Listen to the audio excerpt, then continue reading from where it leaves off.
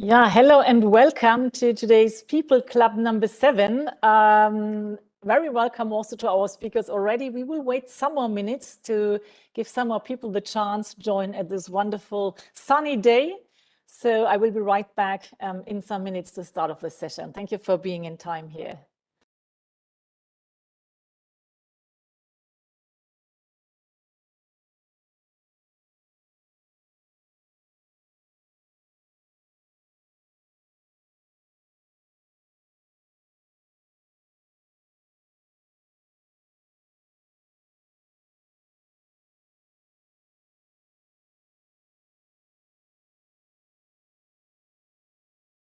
Hallo.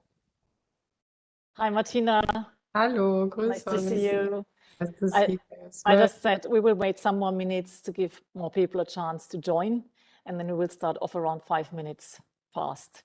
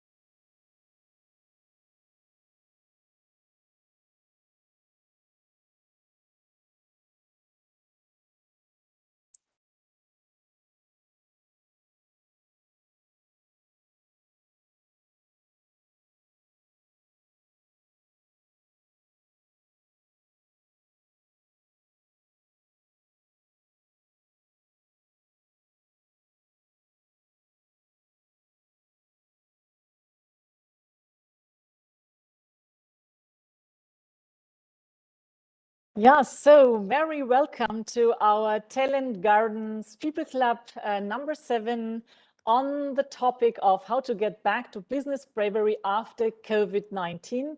My name is Petra Hauser. I'm country manager of Talent Garden here in Austria.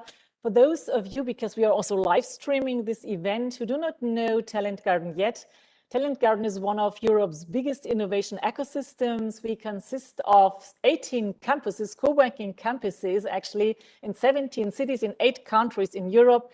Our mission is to empower, to educate, and also to connect the tech community within Europe in order to make their businesses thrive and in order to exchange the knowledge and to actually also help Europe catching up in that times of exponential technology development.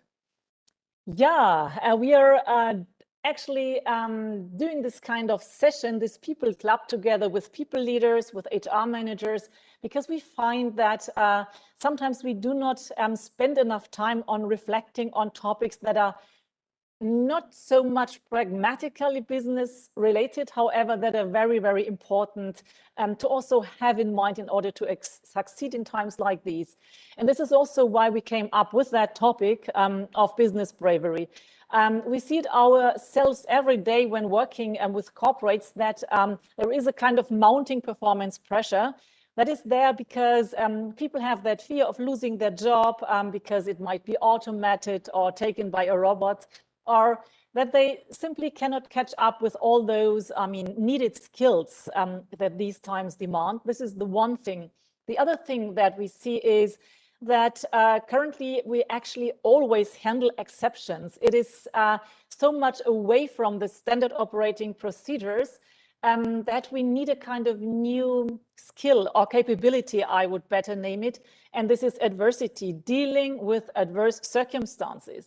And I think this was never more true than it was proved actually through the COVID pandemic, because suddenly everything that we ever believed in business-wise was, completely out of sight. We had to orient ourselves in a very thick fog, so to say. We had no idea of how long this pandemic would last, how much it would affect our business, what would happen to our jobs personally, however, also if our companies would survive it or not. And we are still in this process, actually. It is not yet completely resolved.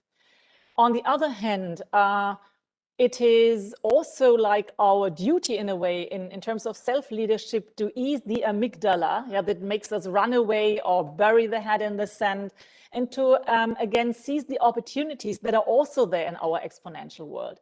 And this is why today we bring together two experts, astonishing personalities, to talk about the topic of bravery. And I would like to start by introducing these two gentlemen very briefly to you. And then I would give the word to the first one in order to, let us learn from his insights, from his recommendations. And then after that, we will have a little discussion directly. And then we directly go to a more best practice oriented speech. So first, I would like to introduce you to Jeremy Abbott. Jeremy, you say about yourself that you are an inspirational digital evangelist, and you are definitely a people leader. You bring in new perspectives into discussions as you do today. And also you invite people to start thinking beyond the obvious. And I think this is exactly what is needed today. You were born in Vietnam, you were raised in the United States, you're now living in Hamburg, you're now here working with an Austrian subsidiary of an Italian company. So I would say this is a true global approach, and very, very happy to have you with us. You were also a speaker at the 15 Seconds Festival, so you made your experiences already like in Austria. Welcome a lot, and the stage is yours. Great. Thanks, Petra.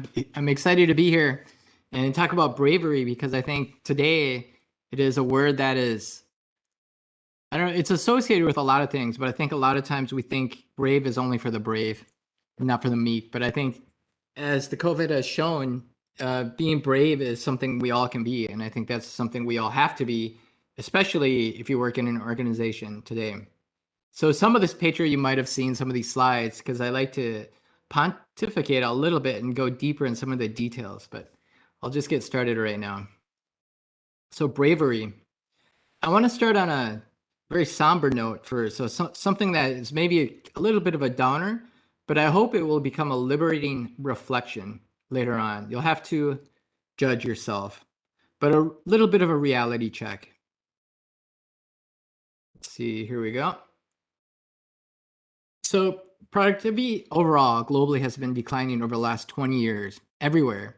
That means, our GDP has slowly fallen. Sometimes it grows and sometimes it declines, but overall it's falling. And what that means is basically we have to kind of reapproach how we do things today. Economists tell us we can look forward to slow productivity, slow growth for the next 20 years. And at the end of the two industrial revolutions in the 19th and 20th century, half the human race is far better off than it used to be. But you have to think about, even if that's the case, 40% are making less than $2 a day. And then you've probably heard this stat before, 62 of the wealthiest human beings in the world today, their combined wealth is equal to the combined wealth of half the combined wealth of the world's population. So 62 humans are worth the same as about 3.5 billion people. So somewhere there's a little inequality, one could say, with that statistic. And here's the GDP, it shows the decline. So Sorry, Jeremy, you're Yep. not sharing your screen, by the way. I'm not sure whether you are. Yeah, I forgot to share my screen. Okay, Yeah, hold on one second. That's a very good point. I'll start. Let's see. Here we go. Yep. There we go. Okay. So bravery. And like I was saying, the world is slowing down, the economy and the GDP in general. And here's the chart I was referring to that you didn't see. As you can see, we have ups and downs, but in general, it's slowing down. If you look at the overall, the blue line shows the indication, the average.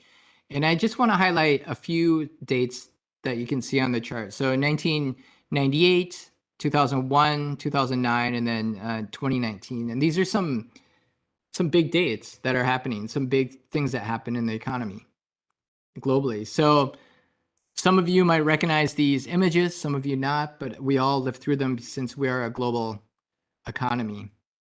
So the first one in 1998, we had this currency crisis in the emerging markets. So it was mostly Southeast Asian nations, and the currency just kind of dropped. And I don't know if you remember in 1998, but it was a very bad situation there.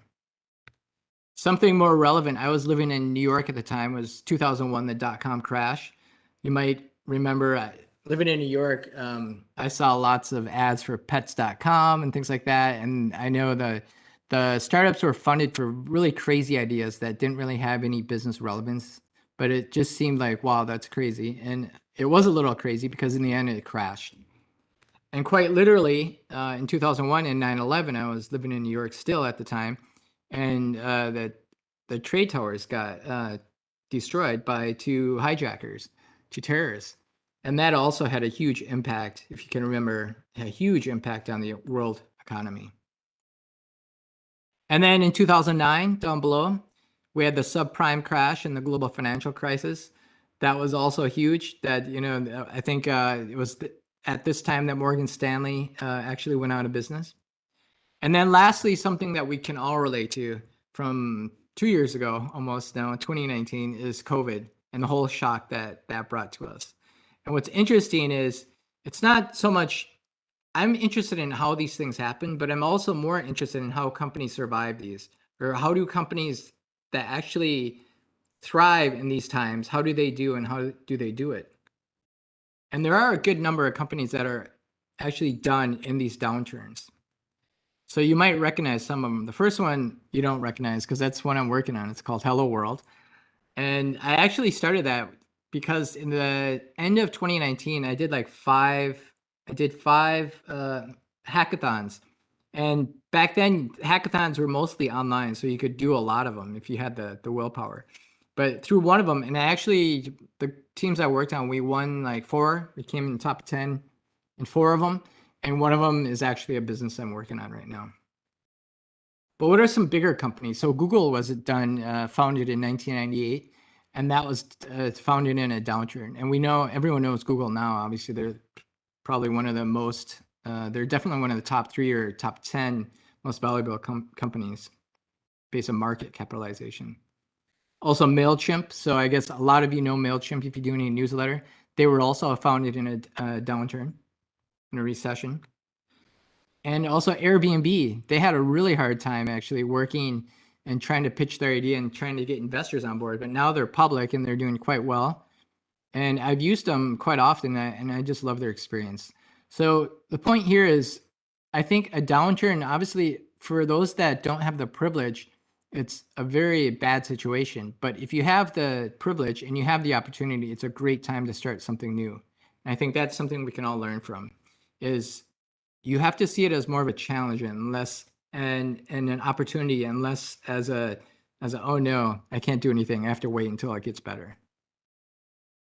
Hi, Jeremy. Sorry for interrupting you. Can you share not the screen, but just the presentation, because we see also your Oh, you see the whole desktop. screen, eh? Yes, we Ah, saw all okay. the screen. Sorry. Okay, let's see. No worries. Let's see if I can change this. I'm not very fit in this. Let's see. Stop sharing. And then Yeah, you needed to share just your presentation. That keynote. Does that work? Let's see if that works. Is that working? You just needed to put the presentation mode, yes. Just press on the green button on the presentation. Oh, okay. Wait. Down. You need to make it bigger. Oh, okay. Oh, so you see my whole desktop yes. with white around it. Ah, yes. okay. Got it. So, okay, 1 second. You needed to I know what you're saying. make it bigger. Let's see. Yeah, let's see it. Then I'm gonna play it and then I'll not see you guys. Oh yeah, there. That works, right? Now it's perfect. Thank you. Perfect. Okay. So this should be easier to see actually now. So here the point is, and this is something I talked about when I last worked with Petra. Right now, we're at the appropriate junction for shaping the future. And this is based on also, I'm really interested in economics and how they actually work with design and strategy and innovation, because they are the system that surrounds innovation, I would say. So economist Carlota Perez has identified patterns in how revolutions propagate. And the revolutions are utmost important because if you can find the patterns within these revolutions, then you can actually use them to your advantage, especially in business.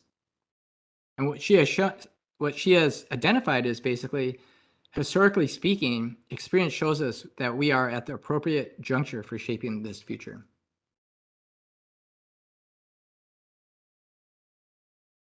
So what is a regular pattern of propagation for revolutions? And it's basically made up of three things. You have the installation period. You have the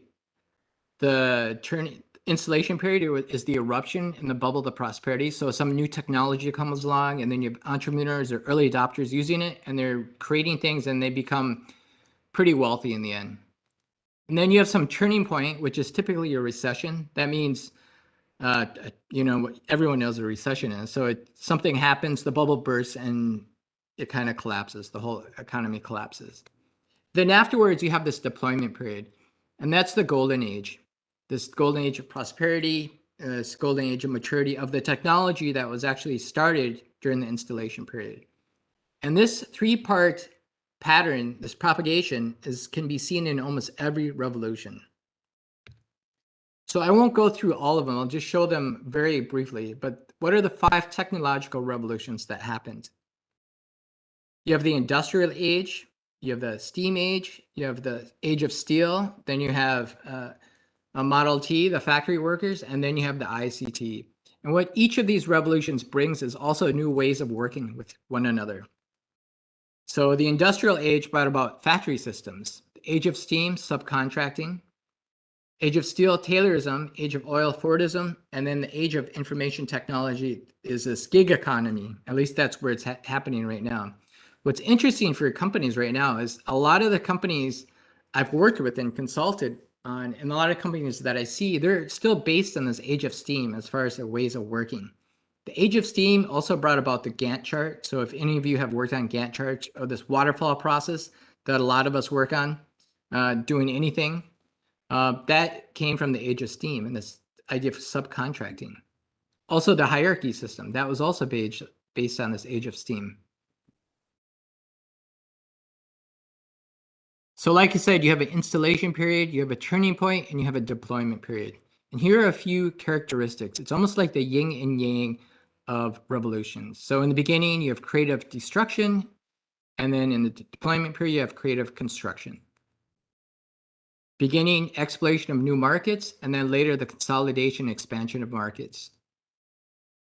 And then further. So what's interesting here is also that the second to last one, financial capital, in every installation period, they're almost always financed by companies like venture capitalists or banks, or somehow they're financed. But later on in the deployment period, The financing comes from the production of what those companies are actually building. So each of these 5 revolutions has brought new lifestyles, new directions for innovation, and a huge potential leap in productivity for the whole economy. They not only brought changes in some areas, they are major technical, social, and institutional shifts. That's why we call them revolutions. Otherwise, they wouldn't deserve the name. So let me just dig a little bit into this one. This is the age of information technology. Started in 1971 with a dot-com boom. There was a recession, 2000, 2003. It kind of took off again a little bit. And then 2008, we have another recession. And I would still argue that we're not quite at the golden age. There's still a lot of finance productivity being happening, but we're going to get there at some point. So it is the age of computers, information tech, and telecommunications. We are right in the middle of this revolution. I got to turn off my Siri. So I call this bubbles and golden ages, and this is what it looks like if we break it down. So I guess some of you are familiar with the S-curve of innovation, and it looks like this. And basically the S-curve pattern of innovation highlights the fact that as an industry, product or business model evolves over time, the profits generated by it gradually rise. So that's the middle of the S until the maturity stage. And that's where it kind of tops off at the right, top right. And then it kind of just slowly declines. And that's where companies start to, I would say before you reach that end part of the S, the top part of the S, you actually have to start thinking what's coming next. What can we innovate next? Because at some point, that's going to disappear and you're going to become irrelevant if you don't focus on that. And also on the timeline. So on the Y axis, you have the degree of technological diffusion.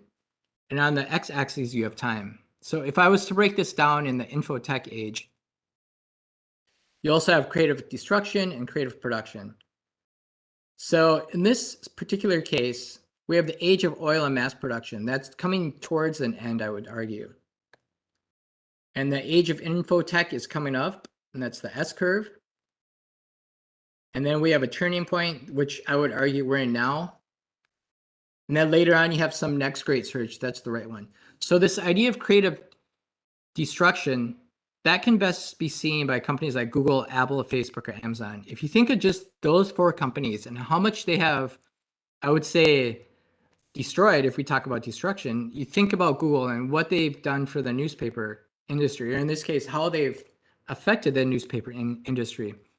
Or Amazon, the way books are sold and goods are sold. Retail today is not the same as it was 20 years ago because we have companies like Amazon. The other thing is, in 1953, the establishment believed that what was good for GM, General Motors at the time, was good for America. It's not a stretch to say that over the next 20 years, the establishment will begin to believe and act like what's good for Google, Facebook, and Apple is good for the world. And I see this quite often. When I worked at Google and I do consulting at other places, a lot of times companies, they do like a tourist in Silicon Valley. They visit these places like Facebook, Amazon, and they think, oh yeah, this is how I have to shape my company because those companies are successful. But a lot of times that won't be the same because you just have a different culture than these companies. But that is a little bit of a warning, I would say, is just because these companies are successful doesn't mean if you try to copy what they've done that you're going to be successful as well. So what else is about this deployment age, especially now? So the new become the new normal. So in this case, in the age of information tech, information and information technology becomes ubiquitous, but it becomes invisible. So you see that innovation and information, it's everywhere. Ubiquitous means it can be found everywhere, but it just disappears. You don't really think about it anymore. When you have a smartphone with you, you don't think about, oh, wow, it's connecting to a tower and I can send a text. That just disappears in the background.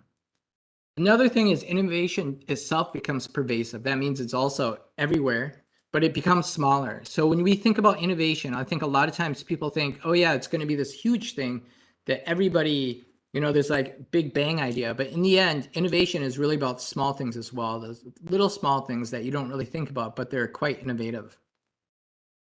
So what are some implications?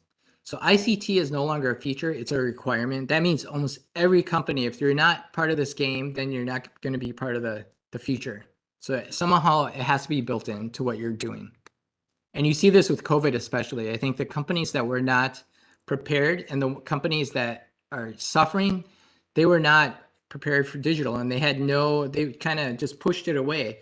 But now they have to embrace it. And I would argue they're a little bit on the backside, on their back foot.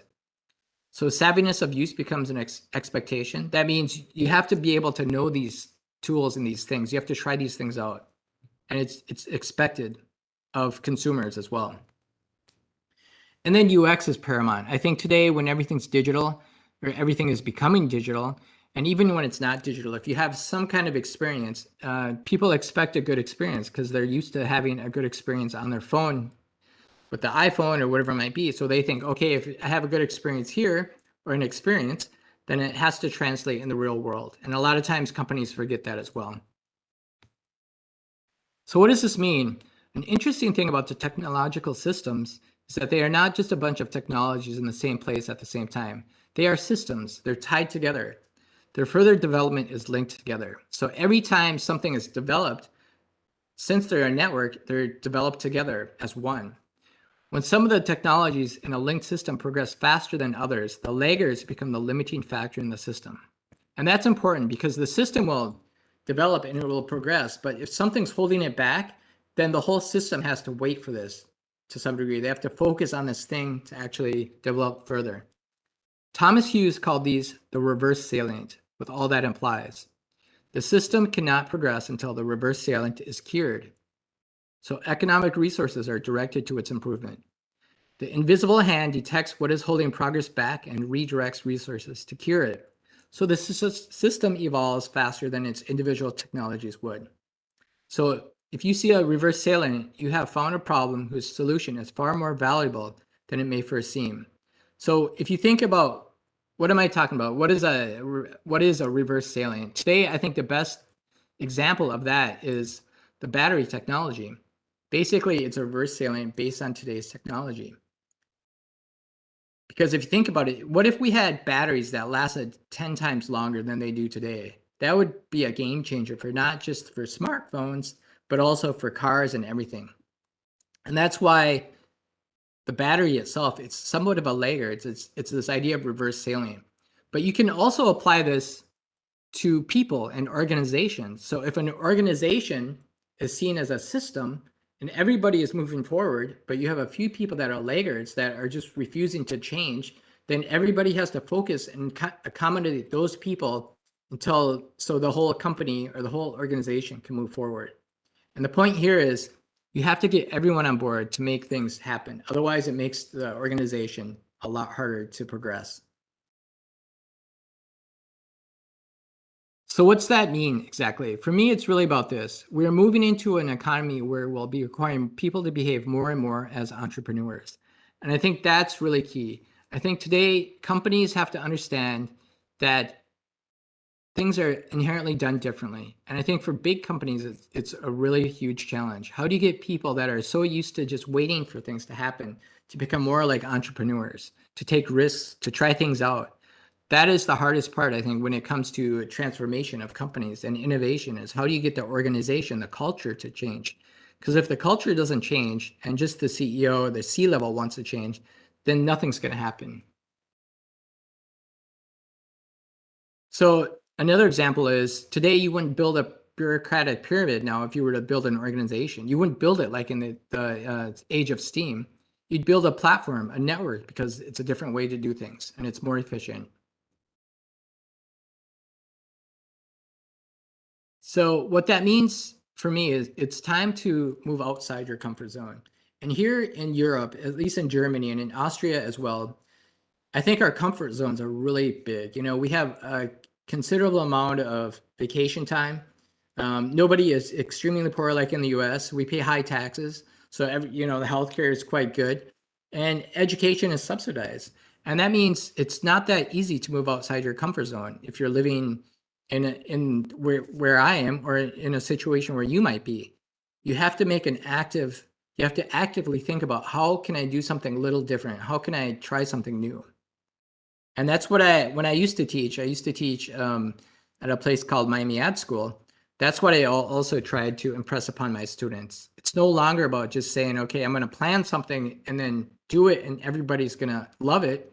It's more about this idea of build, measure, learn. And this is something Petra might remember from my last presentation, when she saw me speak last, but I think you can apply this to almost everything.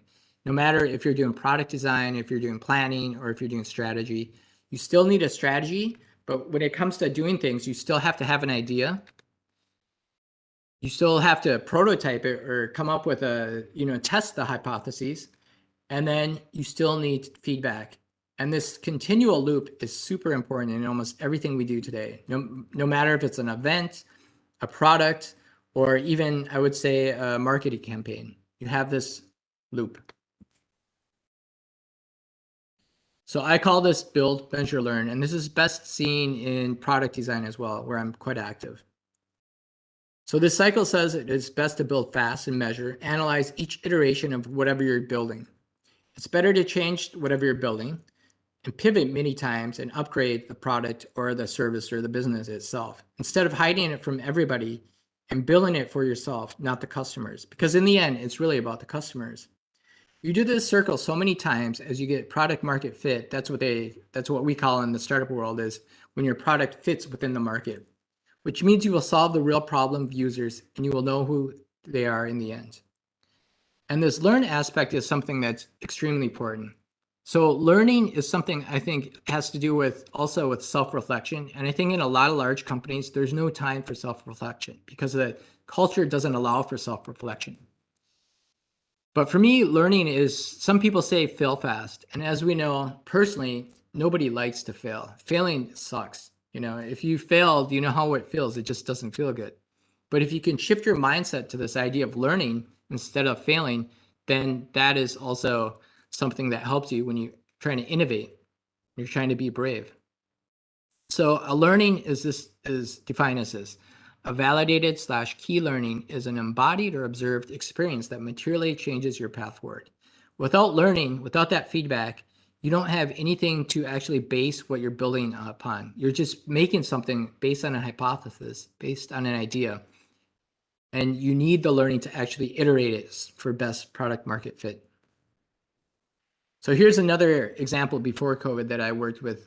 Here, obviously they're adults and they had to build something that they'd never built before. And this is something we could do when we actually have events, like physical events again. And you can actually see the joy and the wonder that people take when they're actually using their hands and building things and coming up with ideas. Here's another group. And I just love seeing people make things and try things out. And this is really about learning as well.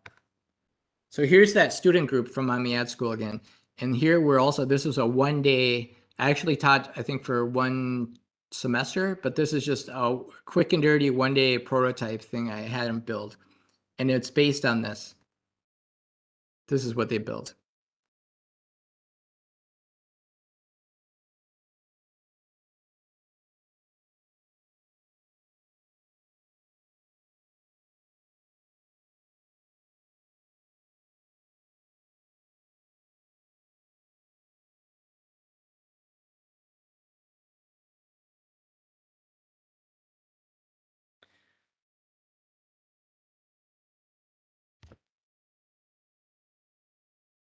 So I think what's nice about this is, number one, you really have to think about it. It's almost a little bit of engineering. But number two, when they got a match, when the thing actually worked, the students would get really excited. And I'm not a user of Tinder, but they kind of showed me how Tinder worked. And then the other thing I like about this is it's kind of subversive because it kind of messes up the whole Tinder algorithms. So I like that idea as well.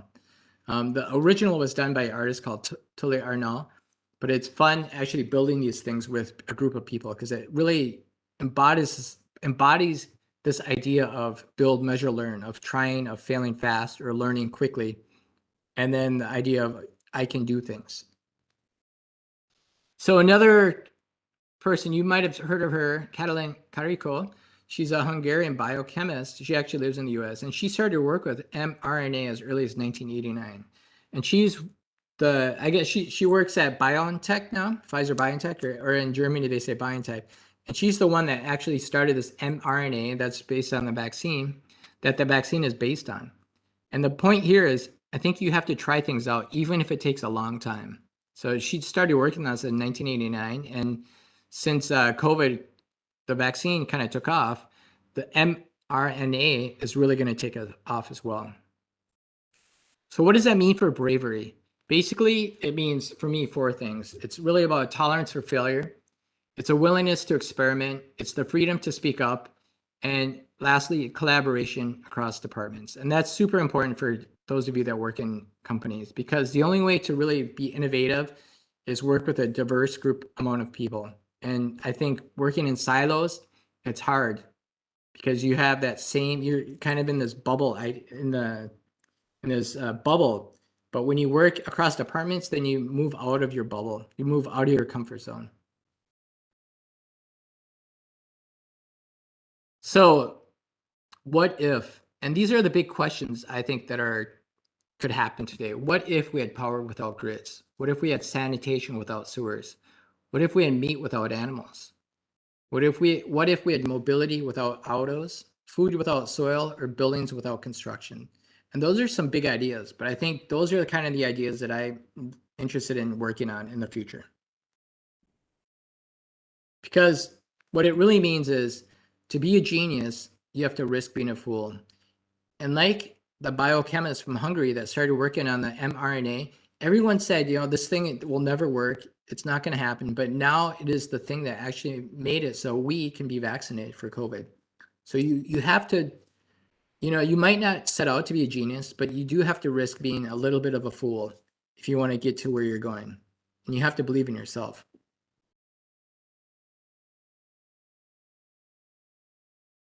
So lastly, this is my last slide. I believe if you live the questions, life will move you into the answers. And what that means is, in a world where we can find answers everywhere at our fingertips because of Google and because of smartphones, it's the questions that will move us forward. Because those questions are the things that actually bring us further than the answer. Because if you're not able to find a question right away, and you're really into it and you're brave and you're passionate, then you will search for that question. You'll search for that answer. And like they say in design, you have to fall in love with the problem. And I think there's a lot of problems we can work with today. That's it. Thank you very much. Thank you so much, Jeremy. Thank you for your thoughts. And I think this was a lot of stuff. Some things are definitely there to further reflect on. I put down some of the things that you said that especially spoke to me. The one thing is really about being entrepreneurial, and I might bring up that picture of being a collaborative entrepreneur. I think you also mentioned going out of the comfort zone, working with other departments, and also it is about also us individuals. I mean, there are so many things that we will not be able to do as like single persons, as single companies. I was just facilitating a workshop on the topic of sustainability, and it became clear that there are major problems ahead, for example, in the food or in the coffee industry. I'm sitting at a coffee producer currently. And I mean, it is completely clear that the most impact in the field of sustainability has to come from that part where the coffee is produced, in the origin countries. And this means that a single smaller coffee producer cannot make a difference here. They have to collaborate. And when I advertised this session here, I put up a picture, and there was a sentence on it that said, "Call me crazy, but I like to see other people happy and succeeding. Life is a journey, not a competition." And there were many comments on that. And one person said, I do not agree, or this is not true, or it's just a word. Yeah. And it's true, because it's in a way not like our Darwinistic kind of destiny, to be collaborative instead of being competitive. However, in this world where everything is different, in this exponential world that we are living in, I think we even have to change our genetic to really think about how to collaborate if we would like to survive on that planet. So thank you very much for your thoughts. As I said, they spoke a lot to me. And what I would like to do now, before we start our discussion, is actually to also add to your thoughts, those thoughts of a true entrepreneur here from Austria, sitting at Talent Garden Vienna.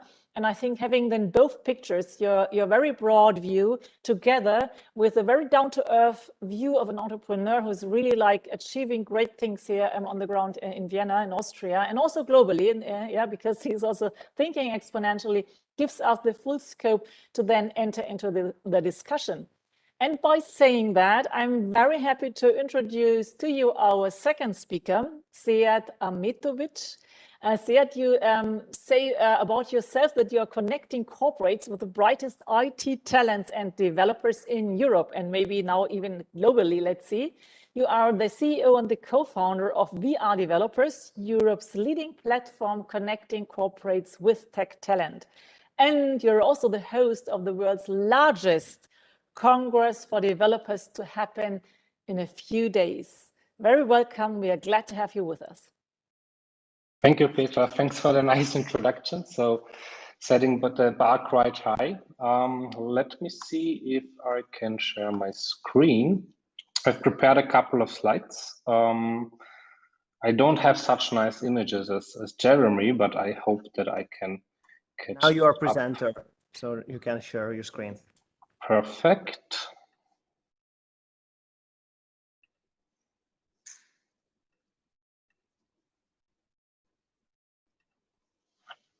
Okay, I hope you can all see the screen.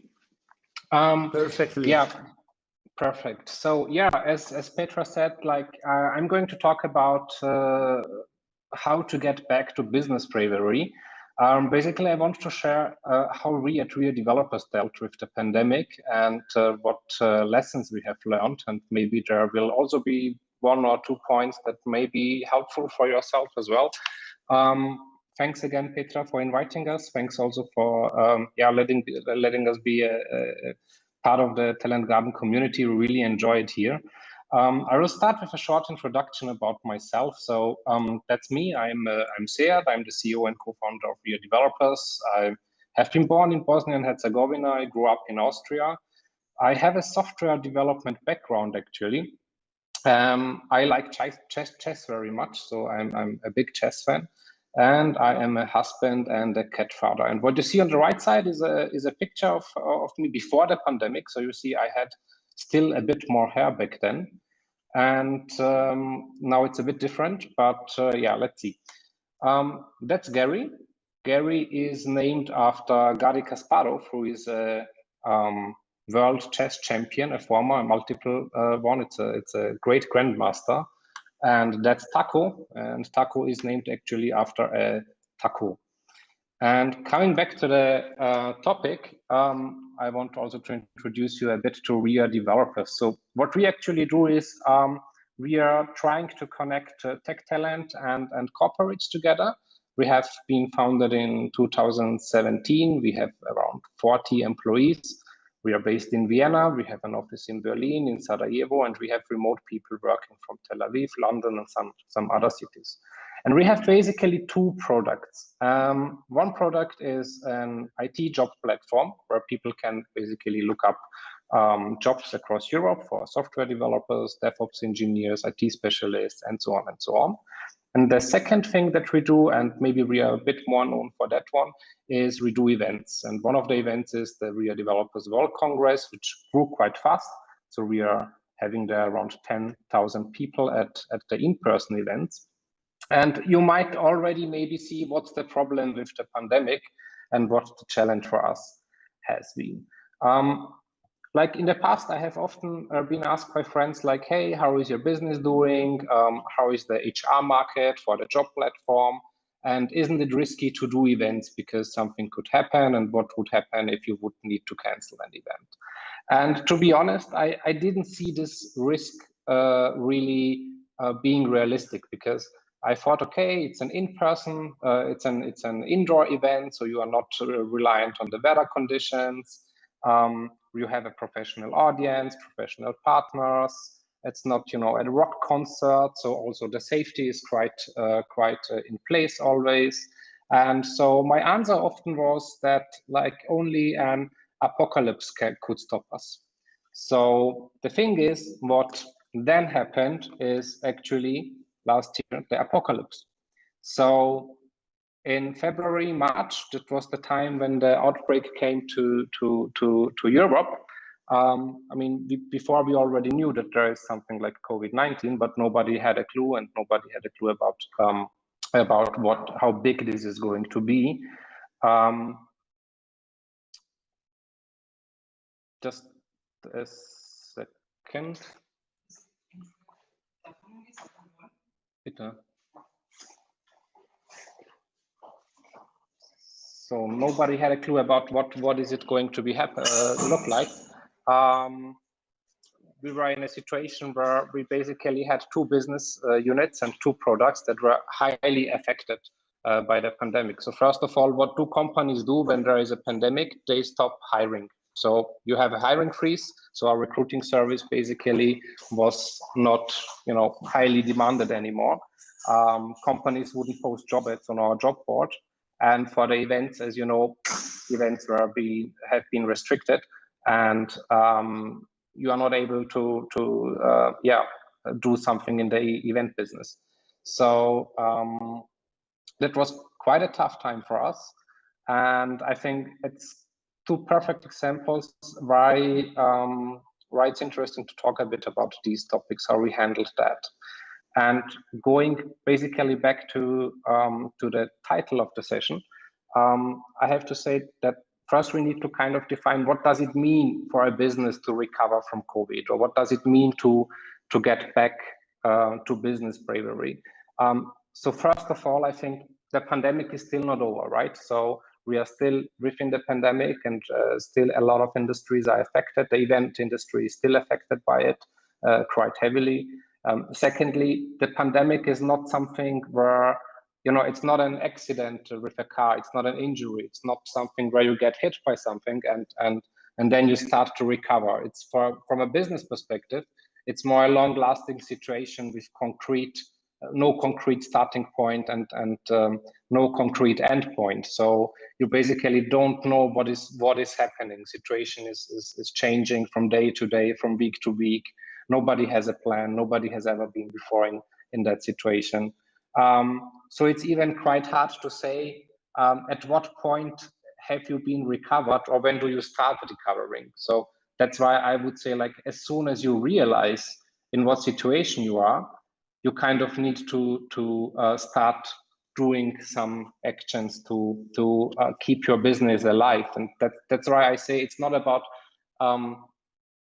recovering, and it's not about getting back to the business. It's more about staying in the business, because if you're out of the business, especially as a startup, you are not going to come back anymore. So it's more about staying in the business. And we have learned some lessons there. And what I realized when I did this presentation is that these lessons are quite universal, because they don't only apply when you have a pandemic. They apply basically always, but maybe in a non-pandemic time, you don't really see it, because you are in this kind of day-to-day work. You're trying to, solve some problems. You're focusing maybe also sometimes on stuff that is not that important. And with the pandemic, you basically are forced to focus on the stuff that needs to be done. And therefore, I have prepared a couple of points that we basically saw, and you will see it's basically just really universal. So as I said, for us, the first thing was you need to realize what's the situation. What are you in? So what's the impact on your business? What does the pandemic mean to your industry? How does the industry change? Does your business model still work? For example, for us, the event business, obviously the business model is you sell tickets and you have sponsors and so on. So that whole business does not work anymore for quite some time. You need to think about how long will the situation last. And that has also not been that clear, because back then, today we know that basically the pandemic is still there, and that we will, still have some long-lasting effects. But right now, or a year ago, basically when it was February or March, most people said it's like, you know, in summer it's over, or let's reschedule the event to later in the same year, or let's push it back for 1 month. And basically, there is a lot of questions when you deal with a crisis situation that you need to ask yourself, and you need to take the time to get the right answers. And the most important things here is you really need to do what needs to be done, no matter how hard it is, in order to save the organization, in order to save your employees, in order to still be able to exist. If you don't do what needs to be done, even if it hurts, then yeah, you're not going to survive. And for us, for example, one situation was our World Congress was planned for last year to be hosted in Berlin in June. So that was quite 2 or 3 months after the pandemic broke out. So we had everything already set up. We expected around 10,000 people there. We had more than 100 partners, and basically all the contracts and so on and so on. And then you need to make the decision to reschedule the event. And then after this decision to reschedule the event, you basically need to make the decision to what date you need to reschedule the event. Push it back 1 month, push it back 3 months, do it in the same year, reschedule it to the next year. That's back in that time, it was not that obvious. So it was also an option to just, you know, push it back 2 weeks into, you know, more to the warmer summer, and maybe it could work out. But what we decided for us, and I think this is for crisis a really good suggestion, is you need to play it safe. So you need really to make decisions where you really think that, okay, you will be on the safe side. So whereas other businesses have basically said, okay, let's you know, push an event back by 1 month, we said no, let's push it back by 1 year, because then we are on the safe side. And as we've learned, we are still not on the safe side, because this year we have to do it virtual, because it's still not safe to do it in person. So you see, it's quite a complicated situation. Also, you need to plan for different scenarios. That's super important. So you cannot just plan for one scenario and you know, work based on that, and then maybe some other windows open up, and then you're basically, your scenario doesn't work out. So you need to plan for different scenarios. So that's the whole thing. What I mean with, you need to realize the situation. You need to really find yourself. Where are you in now? What's your situation, and what needs to be done? The next thing is, and it's a bit more fun than realizing the situation, is reinventing yourself. For us, it was a time where we basically, you know, the event business is kind of a pause. The HR business is kind of slowing down because companies don't hire. So we were thinking about what does still work, or what could still work. Are there new opportunities that we could take? What we saw is, what still works is, there is some companies out there who already, you know, do remote hiring and remote working, not just because of the pandemic, but because of the past. So what still works is doing, for example, IT recruiting for companies who look for remote workers, because for them the situation maybe has not changed a lot. Then we have found out there are some market segments that are not affected by the pandemic, or that are even positively affected by the pandemic, like some companies in the health tech industry, or some software companies who provide, you know, cloud solutions, or conferencing solutions, video conferencing solutions, and so on and so on. So basically, we were trying to find these market segments, to identify them, to basically push more into this direction, to see if we can do some business there. We also took the time to try out new things. So we tried out new pricing structures, try out new products, new features, and so on, because you actually kind of had the time to do it, because some other things, you know, were freezed.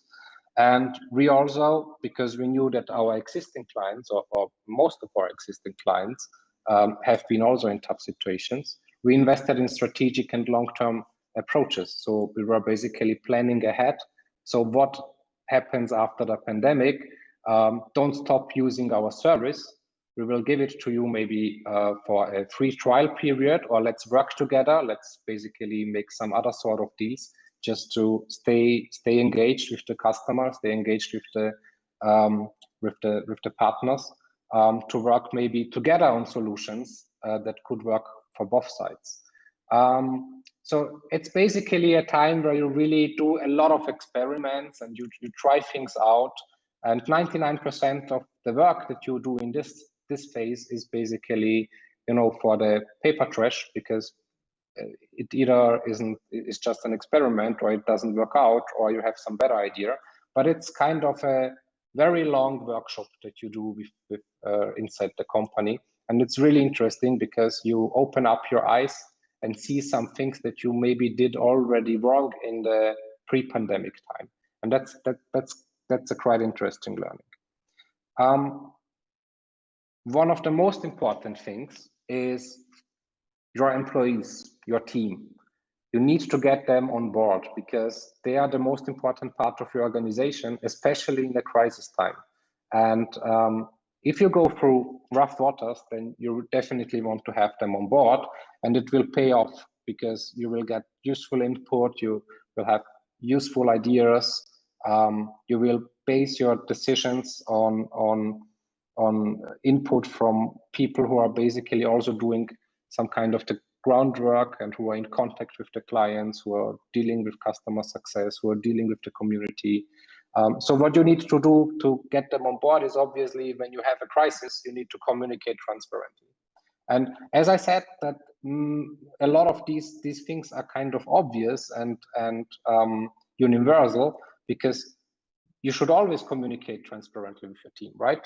Not just in a crisis time, but maybe you sometimes forget. You don't share the information across the whole organization because, it's complicated and a lot of information, and you need to kind of,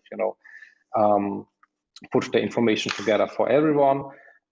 So in the crisis, you just, you just do and do and do and do, and you tend to do the right things, and communicating transparently to everyone is always the right thing.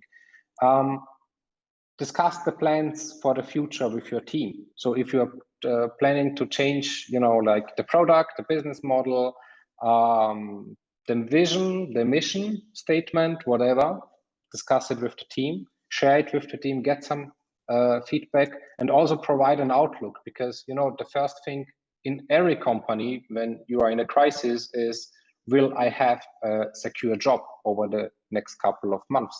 Especially if your company deals in the HR industry and in the event industry. And it was really a big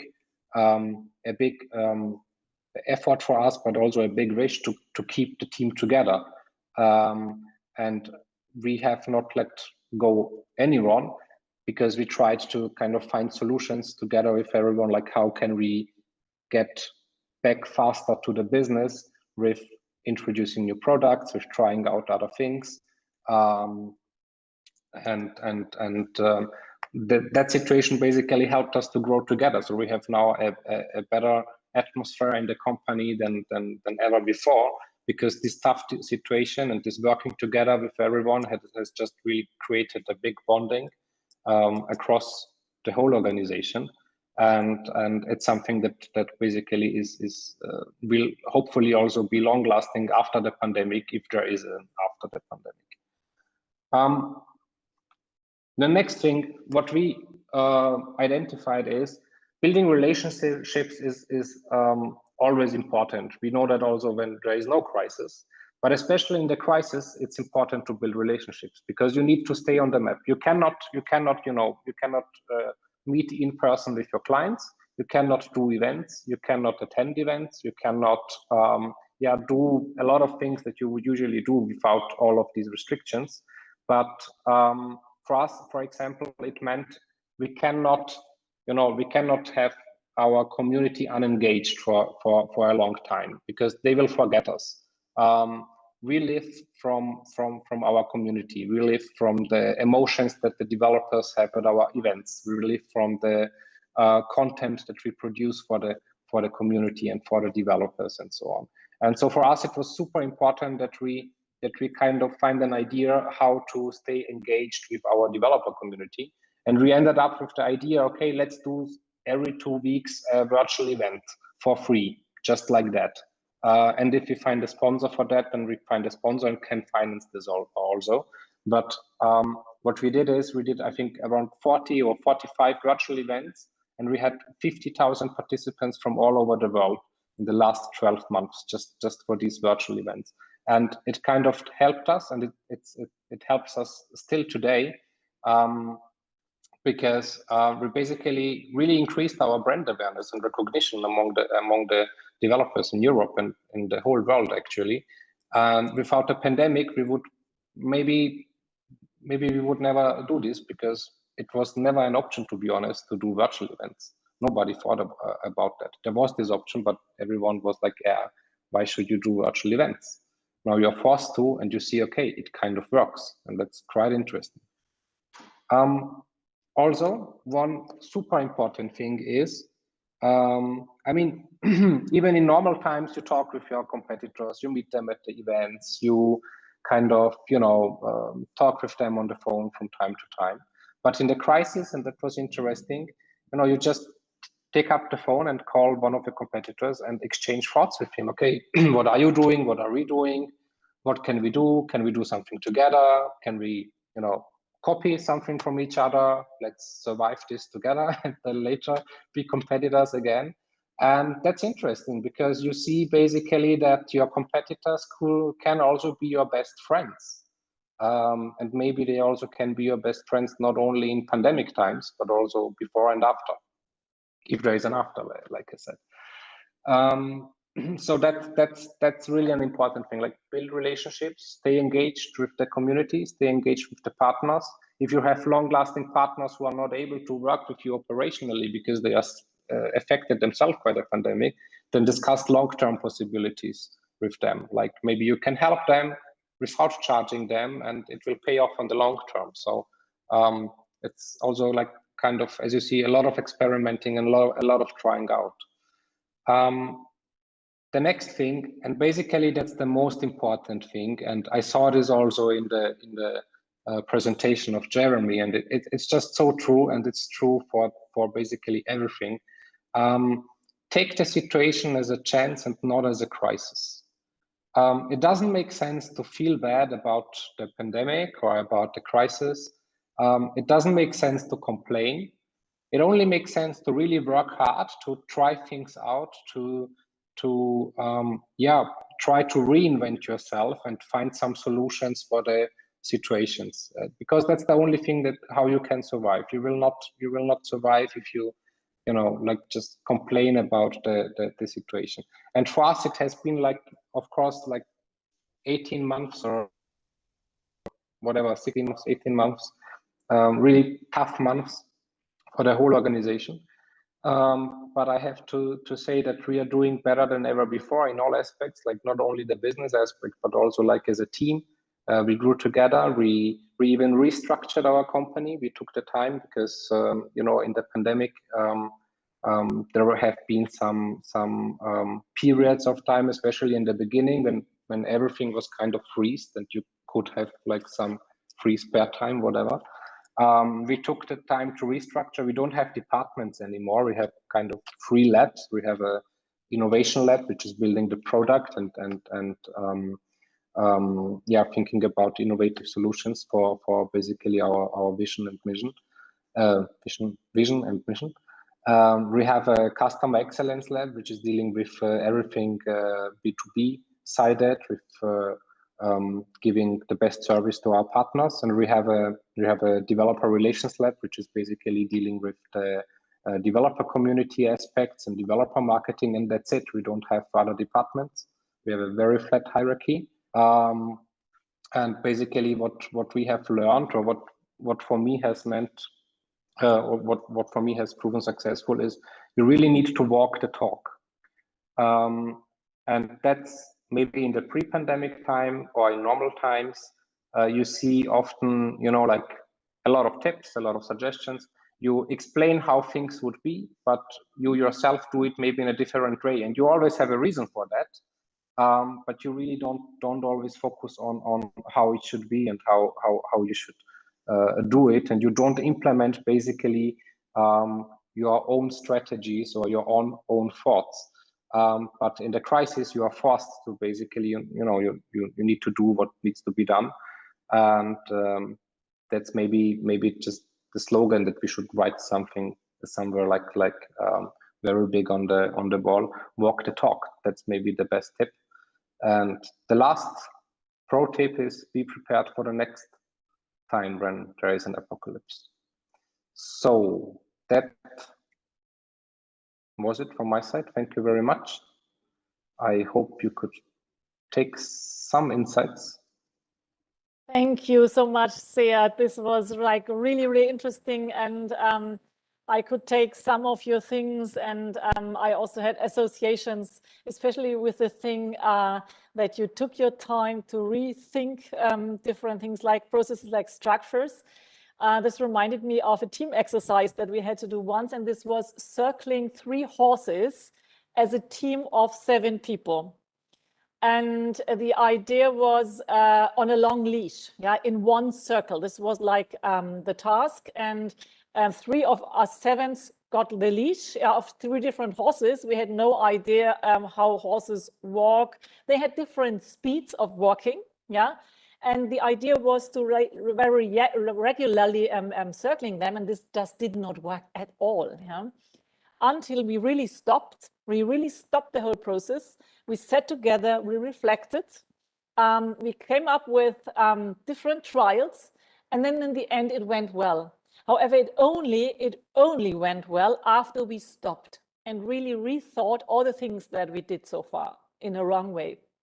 And this kind of stopping, especially for startups, is something which is not in the DNA. So also we as Talent Garden, we are rushing and running all day, yeah. And sometimes it is so necessary. So I think I really love this learning, and I think this is also something that was taught us by this pandemic, to really use this stop, yeah, and use it like in a constructive way. Also, you talked about listening externally, listening to the customers, also something which is clear somehow, but really listening to them and maybe even coming up with common solutions or joint solutions is definitely also something that I put down, which is really, really important. The same as communicating internally, not only due to the digital setup, but as you said, so growing together, I mean, growing really together as a team is so important, and it was also kind of such a challenge, at least for us, even though we were very accustomed to work in a digital way. It was not that easy, yeah, because everyone is like then again in the own setting, in the private setting, and then to keep up this team feeling is an extreme benefit if you got through that crisis as a team, and we also gladly managed that. The other thing is experiment, and this is also something that Jeremy said, obviously the agile way of working, and then also the trust and the bonding, yeah. And you also mentioned this trust and bonding topic, and I think this is maybe one of the biggest learnings, that we need that kind of, I mean, psychological safety to do things and to be brave, yeah. So these were my reflections, and I now kindly invite also like you guys, is there anyone who would like to contribute? Are there questions to our speakers? Are there things that come to your mind when you listen to Jeremy and to Seat?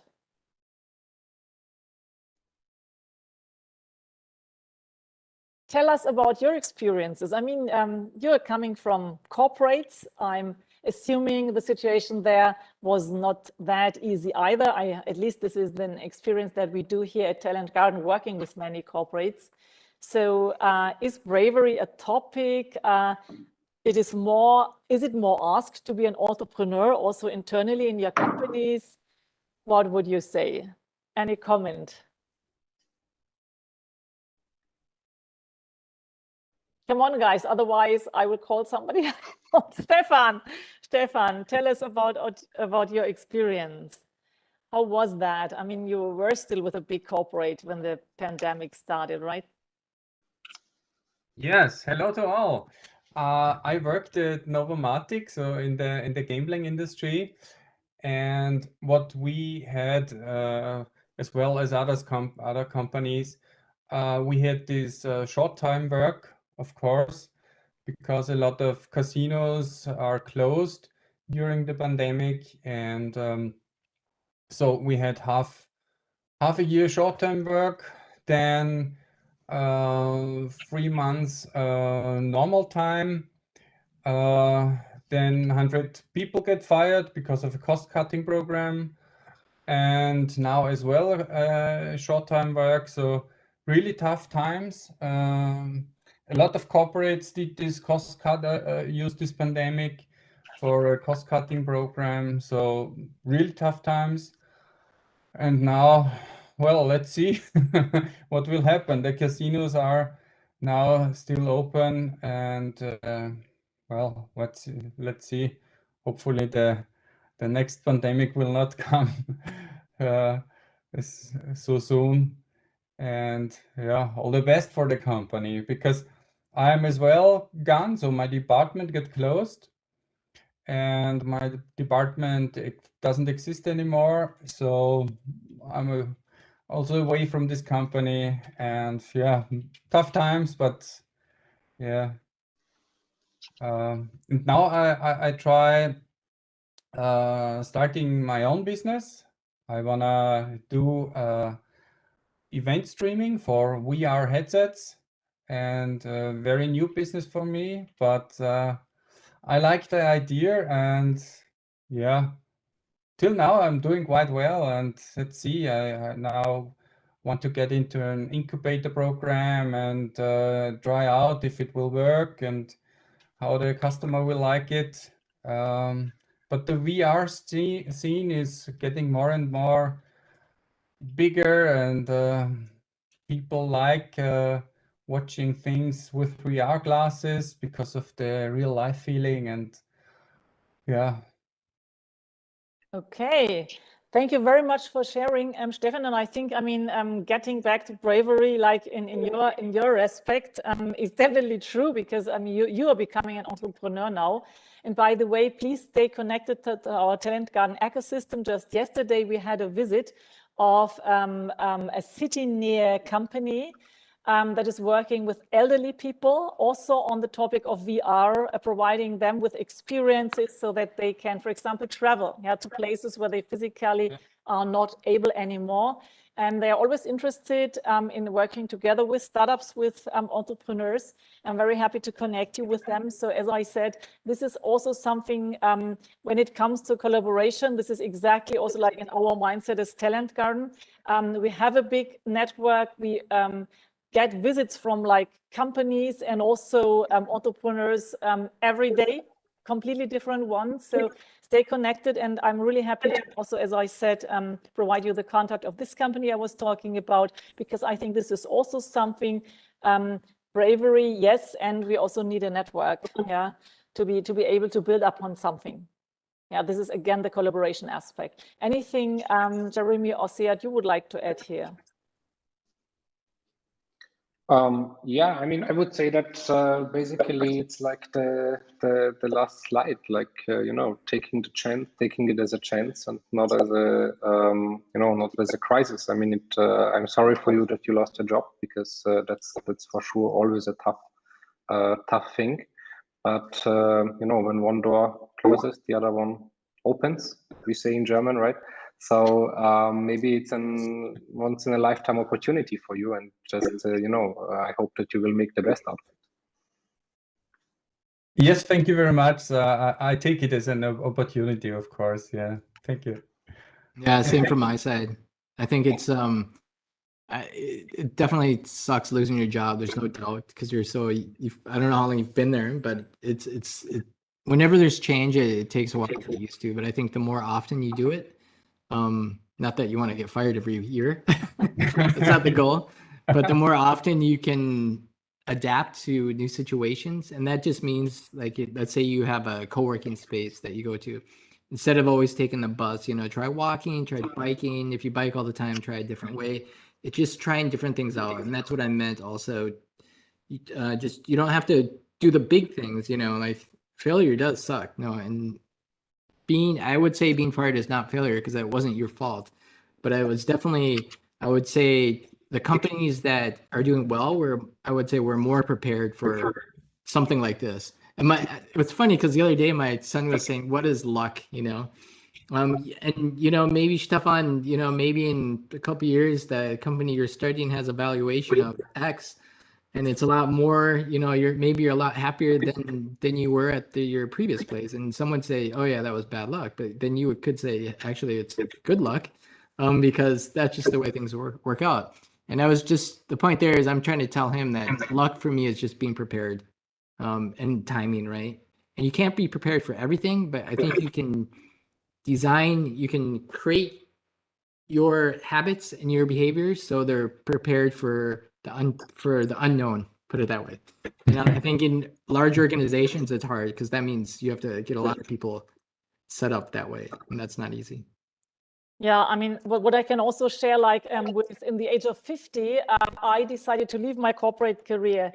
And I did that because I really wanted to work in a kind of different industry. And everyone said, how could she? She worked for like 20 years in the media and marketing industry. How could she? This will never work. Yeah? And I said, no, I would like to do something in the innovation field. I have assets like my management experience, something that nobody can take away from you. And I'm eager to learn. So I went to the Silicon Valley. I was taught the method of design thinking. I went to UK. I did a workshop with AHMETOVIC on scaling lean, working with a lean canvas. I learned the Scrum methodology, and I said, okay, I try that now. I form my own company, and I did that. And then after 1.5 years, when it was just, I mean, really going well, I suddenly got that telephone call through the Silicon Valley from Talent Garden because they were looking for a country manager.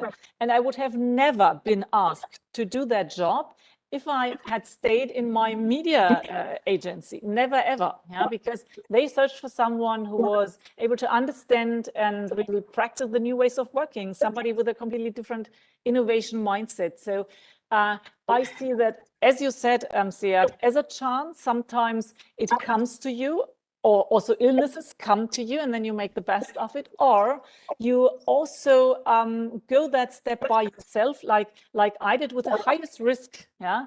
So I had this risk of not earning money, of having no reputation in the new field, and of failing. Yeah. And I thought I take it because I do something where my passion goes. And in the age of 50, I thought I did for 20 years something which I liked somehow, but not where my real passion was. And now I allow myself, yeah, to go that step. And then it went so well. So I think this is also something. And when you say it's now we are AR, this is definitely something you would have never started, yeah, within the corporate environment. Yeah. And this is also bravery, right? Yeah. Bravery and learning. Yeah, it's total bravery. I think it's also a point though in companies. I think you have people that have that entrepreneur spirit, or they want to try things out. And if the organization doesn't allow for it, then what will happen is stuff like your experience, Petra. I don't know if you plan to stay there, but I guess if they would have given you an opportunity to do what you're doing, then you don't have to leave the company.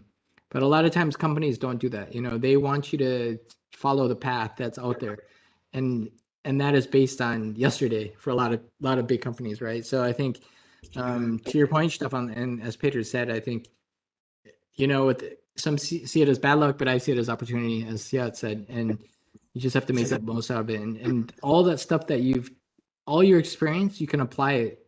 And even the newer, I mean, because I'm also older than most people think, and even the young entrepreneurs, they can learn from people that have worked in corporate world. And I think that's where it becomes interesting when you start mixing up this diversity of backgrounds and perspectives and people.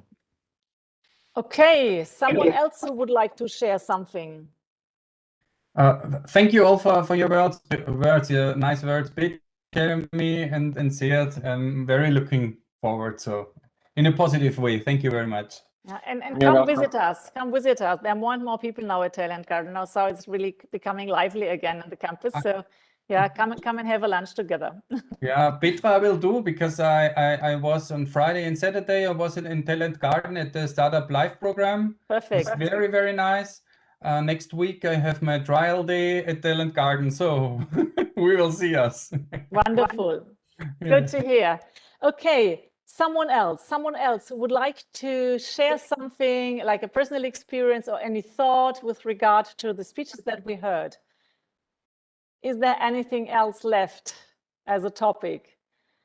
No. Okay, well, in that case, I would say also given the heat outside, and I can tell you that I'm sitting here, not sitting, but also standing in this room here since morning without an air condition. I would suggest that we all use the last half hour of this session to do something good for us, something just where we are kind to each other, something that we enjoy and that we love. And doing that, maybe you reflect a little bit on what you heard and what bravery really could mean to you and what you could do differently to be more brave in your business environment. So thank you again to all our speakers. As I said, this was a live streaming. This will be recorded, and we will also use extractions for little social media posts, if okay for you. Thank you very much for being with us, for talking about that very important topic, and I wish you all a wonderful and cool afternoon. Thank you. Have a good evening. Thank you. Bye-bye. Thank you. Bye-bye. Ciao. Ciao.